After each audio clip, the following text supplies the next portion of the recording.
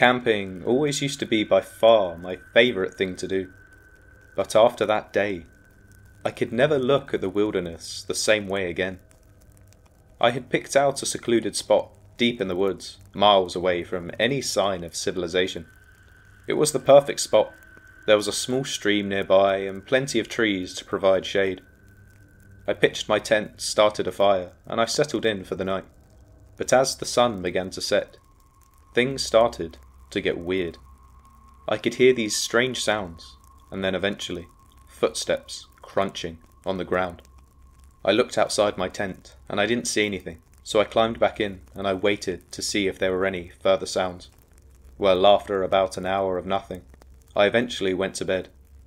But I still couldn't shake the feeling that I wasn't alone. I tossed and turned, unable to fall asleep, and that's when, in the middle of the night, I heard a faint whisper.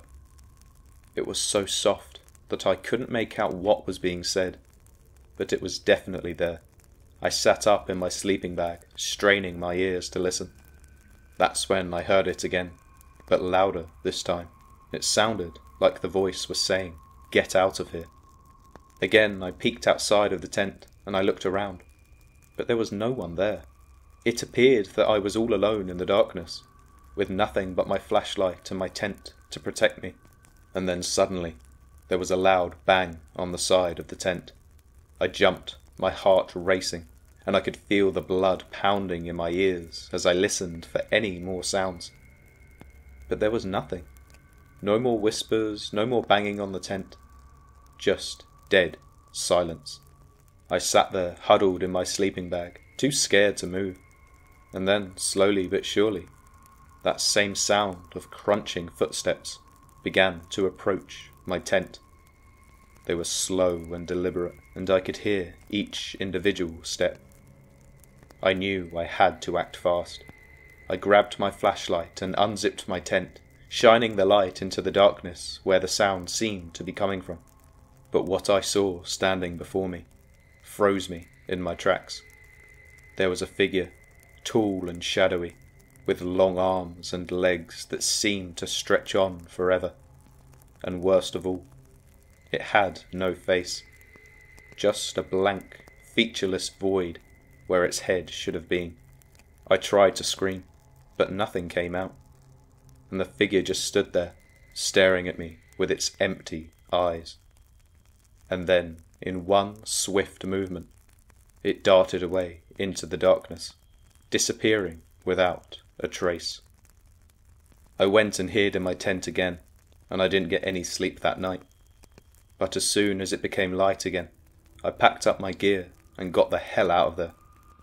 I never went camping alone again after that night, and to be honest, I don't think I ever will. Don't get me wrong, the wilderness is still a beautiful and mysterious place, but sometimes it's best just to stay away.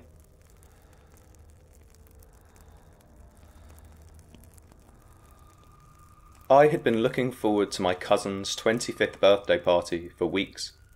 All of her friends had come together to rent out the entire club for the day. As the night went on, the music got even louder, the drinks kept flowing, and the dance floor was filled with people. I had a blast dancing with my cousin and her friends, and we took a ton of pictures and made some great memories. But as the night started to die down, most of the people had left, and only a few stragglers remained. My cousin had been flirting with the bouncer all night, and while she was busy, I volunteered to tidy up after the party. As I was alone tidying the DJ decks, a man approached me. He was tall, with unkempt hair and a menacing grin. "Do you need any help?" I smiled politely and said that I was fine, but he didn't leave. Instead, he just kept talking to me, his eyes darting around the room, almost as if he was checking if anyone else was around. At this point, I started to feel uncomfortable, and I could feel my heart begin to race. I didn't know what to do. I tried to ignore him, but he just kept talking, and as he got closer, I noticed that his breath stunk of alcohol, and I could tell that he'd been drinking for a while. "Come on, let me help you. I can show you a few tricks on the decks if you like." I shook my head, trying to back away from him, but he wouldn't take no for an answer. He He stepped closer to me, his eyes glinting with malice. I could feel the panic rising within me. "Please leave me alone. I don't need your help." He laughed, a harsh, ugly sound. "I can do what I want. You can't stop me." Suddenly, he lunged at me, grabbing me by the arm and trying to pull me towards him. I screamed, but there was no one else around to hear me. I tried to push him away, but he overpowered me. He had managed to push me to the floor, and at this point he was on top of me. But in that moment, my cousin suddenly burst into the room. I assume she heard my screams, and when she saw what was happening, she flew into a rage. "What the hell do you think you're doing?" she screamed at the man. "Get off her!" He just laughed, trying to brush it off as a joke. "We were just messing around." But my cousin wasn't having any of it. She ordered the bouncer that she'd been flirting with all night to remove the man from the club immediately. He did so, throwing the man onto the street with a stern warning never to come back. Afterwards, my cousin and I sat down and talked about what happened. She apologised for leaving me alone and promised to never let anything like that happen to me again. But after I'd calmed down, she confessed to me that she'd actually been talking to that bouncer all night, and apparently they were really hitting it off. Over the next few weeks, inevitably my cousin and that bouncer started dating, and their relationship quickly blossomed into something quite beautiful. They were inseparable after that, and it was clear to everyone that they were meant to be together. And then, 1 year after the incident, they got married, and it was a wonderful day, and everyone was so happy for them, especially me. Looking back on that terrifying night, I can't help but feel grateful that my cousin was there to save me, and I'm even more grateful that it led to her finding the love of her life. I guess sometimes, even the scariest moments can lead to the most beautiful ones. Oh, and before you ask, no, that guy was not invited to the wedding.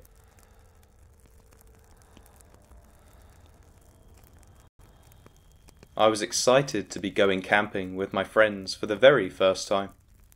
It was just the 4 of us. It was me, Alex, Tom, and Jake.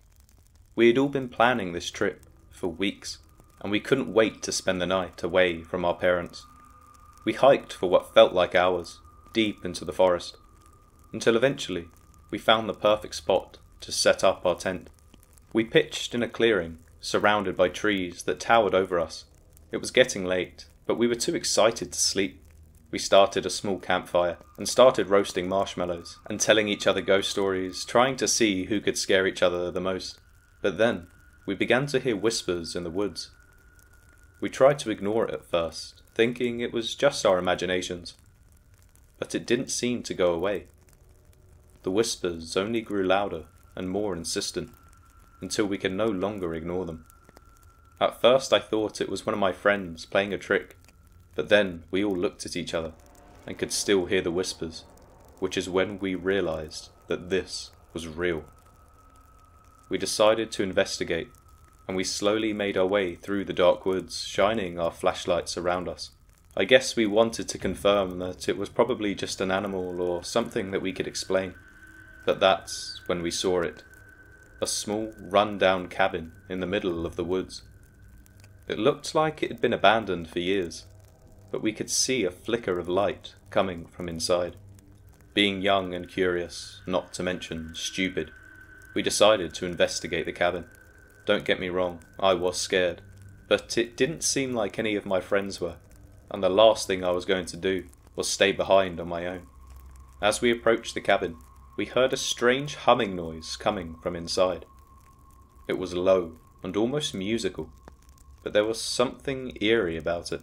We hesitated for a moment, but then Alex bravely pushed the door open. The room was empty, except for a single rocking chair, slowly creaking back and forth. We looked around, trying to figure out who had been there and why they had left in such a hurry. But that's when we heard the sound of footsteps coming from outside the cabin. We quickly realised that we were not alone. We scrambled to our feet and tried to run, but the door was blocked by a large, hulking figure. We could just about see that it was a man, dressed in tattered clothes, with his face obscured by the shadows. He suddenly burst the door open and lunged at us, and we scattered in all directions, trying to get away. I could hear my heart pounding in my chest as I sprinted through the woods, branches and twigs scraping against my face and arms. When we finally stopped to catch our breath, we realized that we were lost. We had run too far and too fast, and we had no idea how to get back to our campsite, let alone back to our house.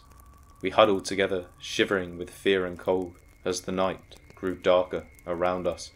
But then, that same sound of twigs snapping and leaves rustling was getting closer. We just stared at each other, praying that we would make it out of the woods alive. When eventually, the sound faded away, and it appeared at least that we were alone. We kept moving and stumbled around for what must have been hours, until finally we found our way back to our campsite just as the sun was starting to rise. We were so relieved, but we also knew our job wasn't done yet. We quickly packed up our things and we headed back to civilization. Luckily, we managed to get out of the woods alive, but we never spoke of that night again. I still hear that same strange humming noise whenever I'm lying alone in bed, trying to sleep.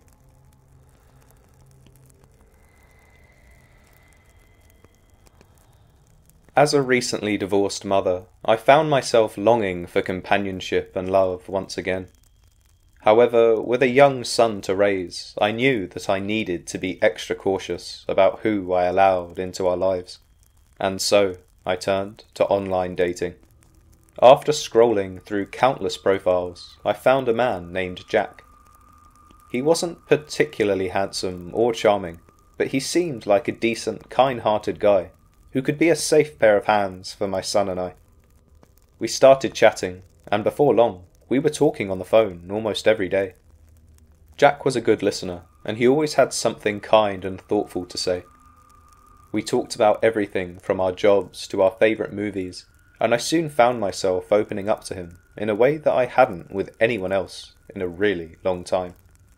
He even asked me about my son, and I could tell that he was genuinely interested in getting to know us both better. After a few weeks of talking, we decided to meet up at a restaurant for our first date. I was nervous and excited, but when I arrived at the restaurant, Jack was nowhere to be found. I tried calling him, but he didn't pick up. Just as I was about to leave, I received a message from him apologising and saying that he'd been caught up at work. I was disappointed, but I understood as I didn't want to put too much pressure on him. So we rescheduled for the following week, and in the meantime we continued to talk on the phone, and I even sent him pictures of my son. He seemed thrilled to see them and promised to be a good father figure to him if he ever got to that position. Well, the day of our second date had arrived, and I was eager to finally meet Jack in person.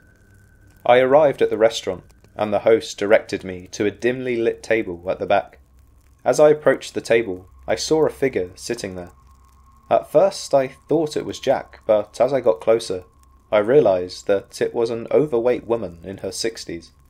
Confused and bewildered, I asked her if I had the wrong table, but she just smiled awkwardly and shook her head. I couldn't believe it. This person had been lying to me this whole time.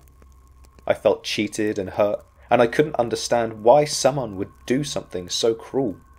As I turned to leave, the woman grabbed my arm and begged for another chance. She told me that women were never interested in her and that she found straight women a lot more attractive. I was disgusted and repulsed by her behaviour and demanded to know why she had done this to me.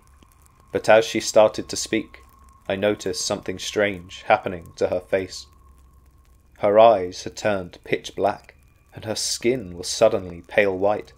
She looked really sickly, and I was terrified when she suddenly got up and lunged towards me, wrapping her arms around my body in a tight squeeze. I screamed at the top of my lungs, hoping that somebody would come to my rescue, and soon enough, I saw the host sprinting over in my direction, shouting for the woman to let me go. She quickly dropped me and broke down in hysterics in front of the entire restaurant.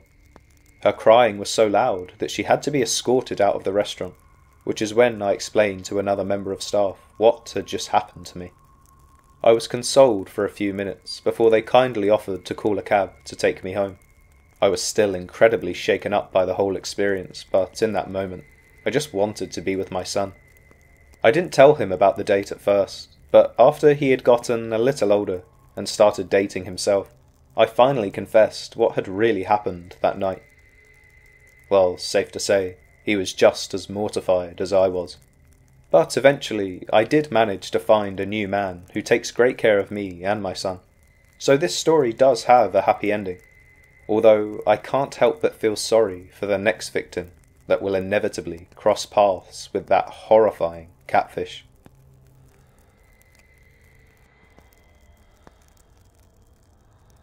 I was nervous as I stepped out of my dorm room and into the hallway.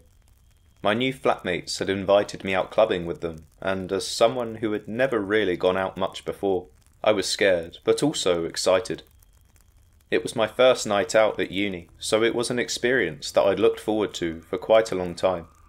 Well, we eventually arrived at the club, but I immediately felt out of place. The music was so loud and the lights were incredibly bright. My flatmates were having a great time, of course, and I didn't want to spoil their fun, so I tried to just relax and enjoy myself in any way. As the night wore on, I found myself actually dancing with a few guys and starting to have a good time. But then, I noticed someone staring at me from across the dance floor. He was a tall, dark-haired man with piercing eyes, and every time I glanced in his direction, he was always staring at me. I tried to ignore him and continue dancing with my friends and some of the other guys, but I couldn't shake the feeling that he was always watching me. And then, suddenly, he was there, standing right next to me. "Hi there," he said with a creepy smile. "You are beautiful." I tried to back away, but he moved closer. I could smell the alcohol on his breath. "Come on, dance with me." I pulled away and headed towards the exit, but he followed me. I could hear his footsteps behind me as I burst out of the club and into the cold night air. I was about to head towards the street when I felt a hand on my shoulder. "Hey, I'm sorry. At least let me give you a ride home," he said, nodding towards his car parked nearby.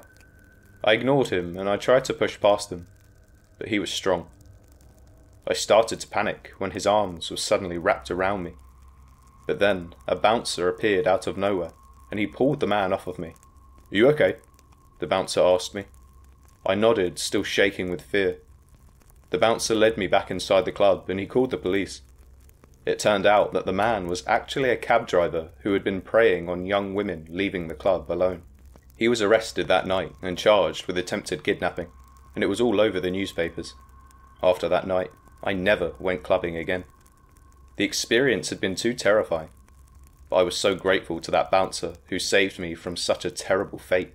I guess being adventurous isn't always worth the risk.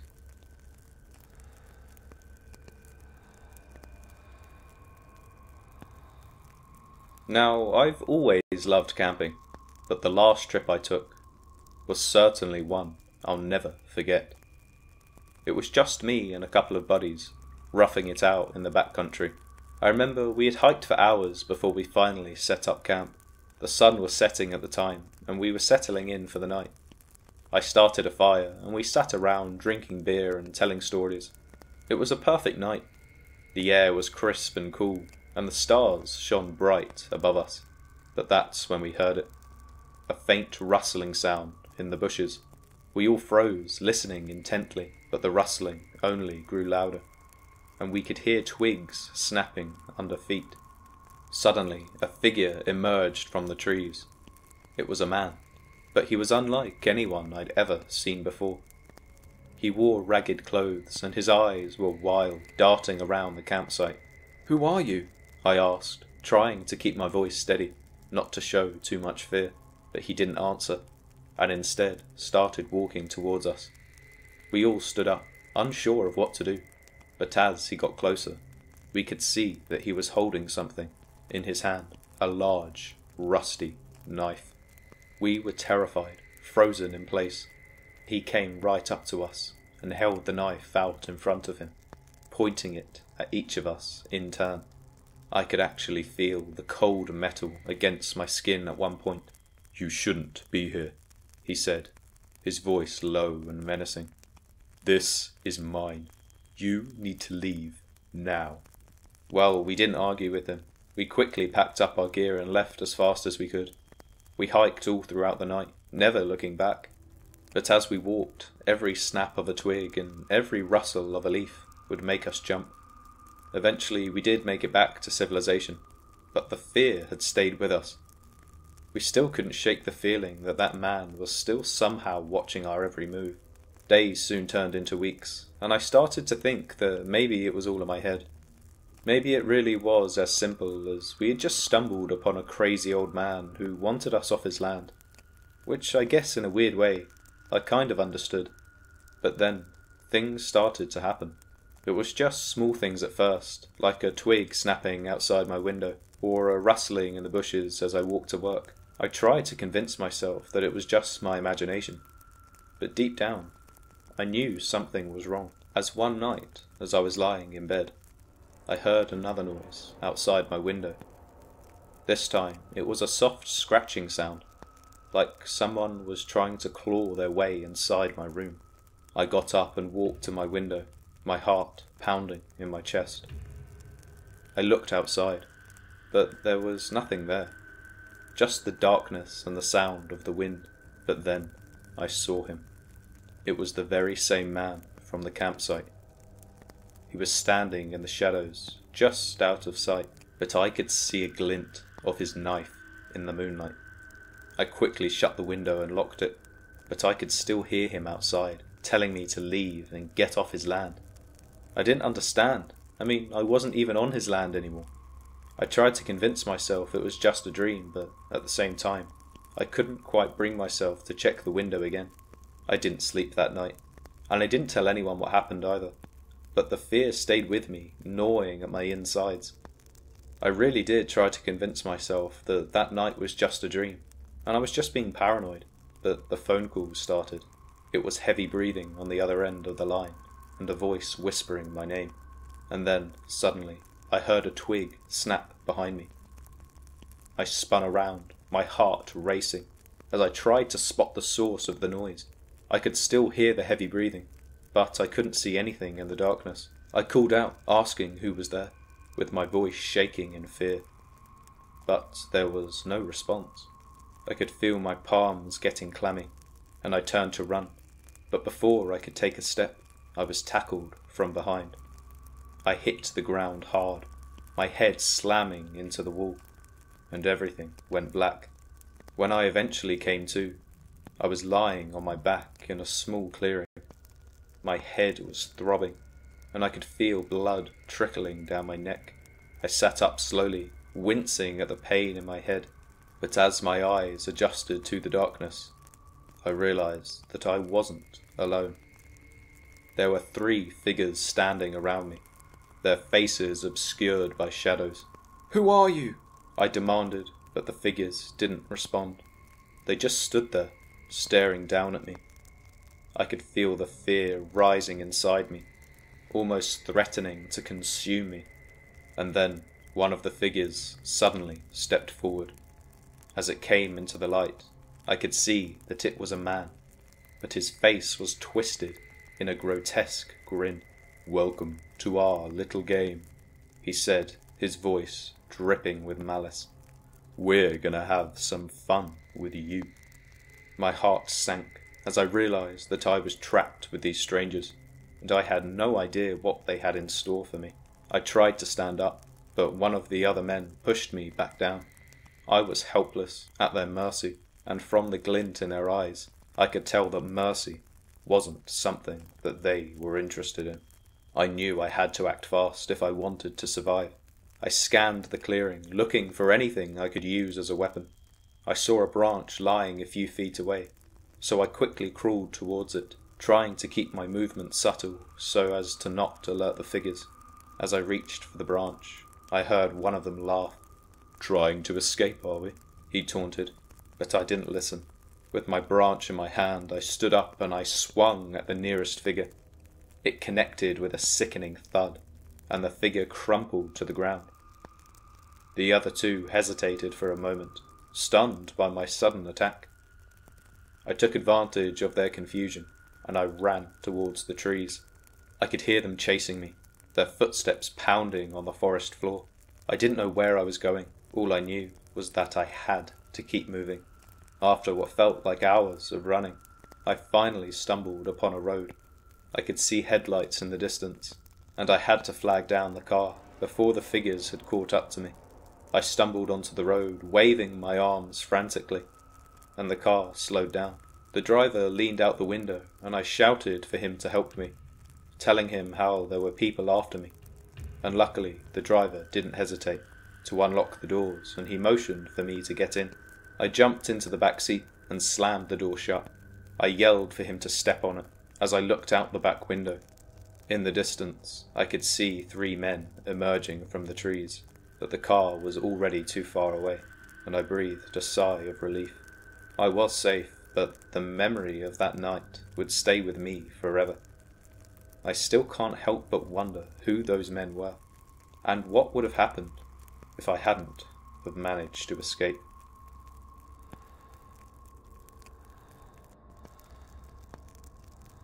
I still remember that night vividly, even though it feels like it happened in another lifetime. It was just another college party, nothing out of the ordinary. But after a while, the party died down, as it does, and a group of us decided to head to the local club. We were all pretty drunk already, but we didn't care. We were young and invincible, right? Or so we thought. When we got to the club, there were already a lot of people there. It was packed and everyone seemed to be having a good time. But then, things started to go wrong. There was another group of guys from a neighbouring college who were there, and they started flirting with some of the girls in our group. At first we tried to ignore them, but then things escalated quickly. Before we knew it, there was a full-blown fight happening in the middle of the dance floor. The girls were screaming and scared, and we were all trying to get out of the way. But that's when I felt a sharp pain in my side. At first I thought someone had punched me, but then I saw the blood on my shirt. I had been stabbed. The next few minutes were a blur. I remember the paramedics arriving and rushing me to the hospital, and I remember the pain and the fear and the uncertainty of whether or not I was going to survive. It was touch and go for a while, but eventually I pulled through. The doctors told me that I was lucky to be alive, and that the wound had narrowly missed a major artery. But even though I survived, I was never the same again. I was haunted by the memory of that night, by the fear and the violence and the senseless brutality of it all. For months the police investigated the incident, but they couldn't seem to find any leads. It was like the person who had done this to me had vanished into thin air. But eventually, they did finally catch the guy who had stabbed me. Apparently he had confessed to his girlfriend what he had done, and she had come forward with the evidence. It was a relief to finally know who had done this to me, but it didn't make the memory of that night any less terrifying. To be honest with you, it still haunts me to this day.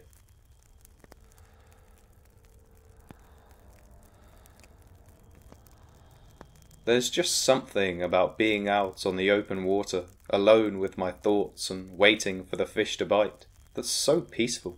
So when my buddy invited me on a fishing trip to a remote lake in the mountains, I jumped at the chance. We packed up our gear and drove for hours until we finally reached the lake. It was stunning, surrounded by mountains with crystal clear water. We set up camp and got to work fishing. The first day was great.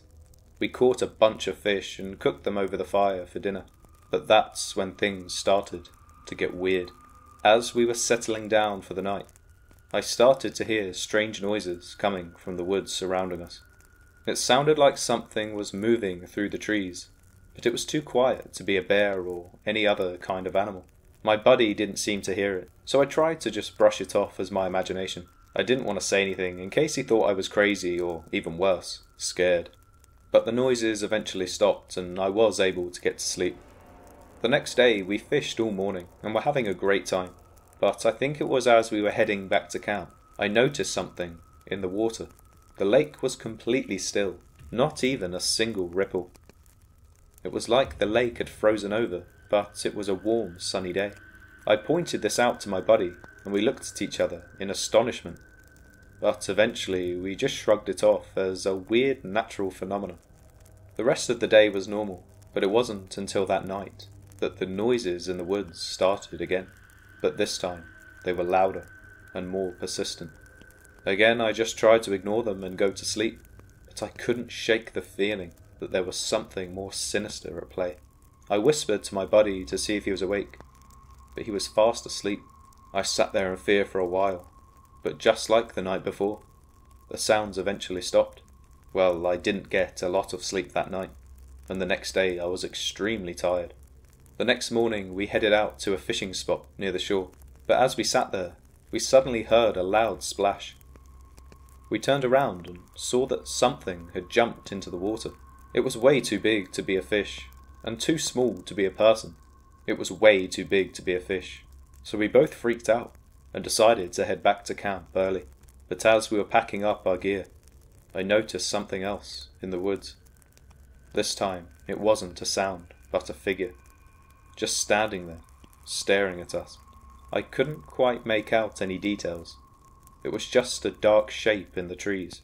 I pointed it out to my buddy, but he didn't see anything. At this point I started to doubt my own sanity. Again, I couldn't sleep at all, and the noises in the woods were so loud and persistent that this time I was sure that something was going to attack us. But suddenly, everything went silent. It was so quiet that I could even hear my own breathing. I was too scared to move, too scared to even open my eyes. I sat there for a while, as still as a statue, and the next morning I grabbed my friend and demanded that we leave as quickly as possible. I tried to explain why I wanted to leave so abruptly, but I didn't want to sound too crazy, so I kept some of the more sinister details to myself. But as we were driving away, I looked back at the lake and saw something that made my blood run cold. Again, the water was completely still, but there was something moving under the surface. Something big and dark. I didn't say anything, and we just kept driving away. And I've never gone back to that lake again. To be honest, I don't think I ever will. There's definitely something out there, something that's not quite right, and I don't want to find out what that something is.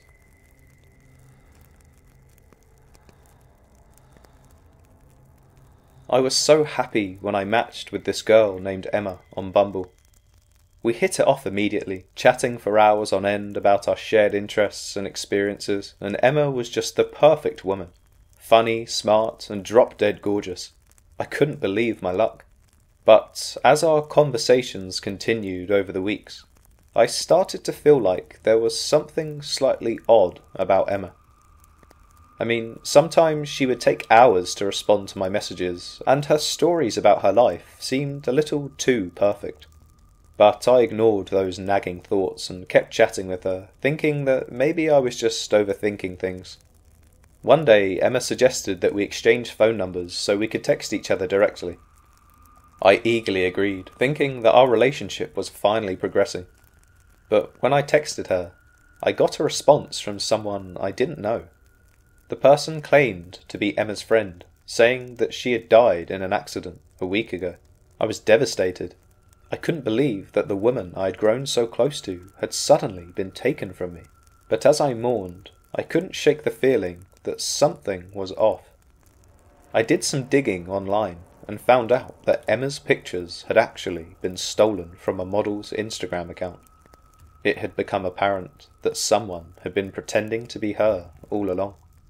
As I sat there scrolling through Emma's numerous fake social media accounts, I suddenly got a message from a different person. This one claimed to be Emma herself, saying that she wasn't dead, but that she had been pretending to be someone else online. I was furious. I had been pouring my heart out to a complete stranger for weeks, and now I was being mocked by them. But my anger quickly turned to fear when the messages started pouring in from Emma's friends and family accounts, all saying the same thing, that Emma was dead and that I should move on. I felt like I was losing my mind. Who was behind all of this?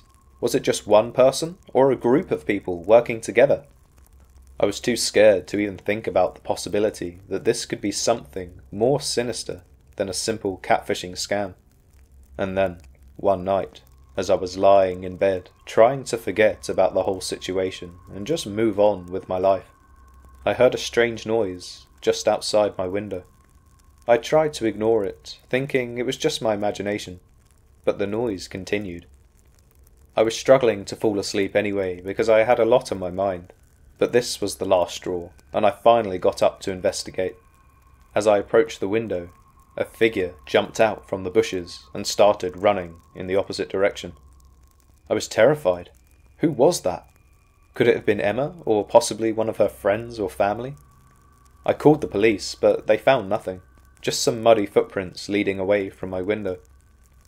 Every time I left my apartment after that moment, I felt like someone was following me. Every time my phone buzzed with a notification, my heart would start racing, thinking it was just another message from one of Emma's fake accounts. It took me a really long time to finally get over that situation, but even now, years later, I still find myself looking over my shoulder, wondering if the catfish who nearly destroyed me is still out there, somewhere.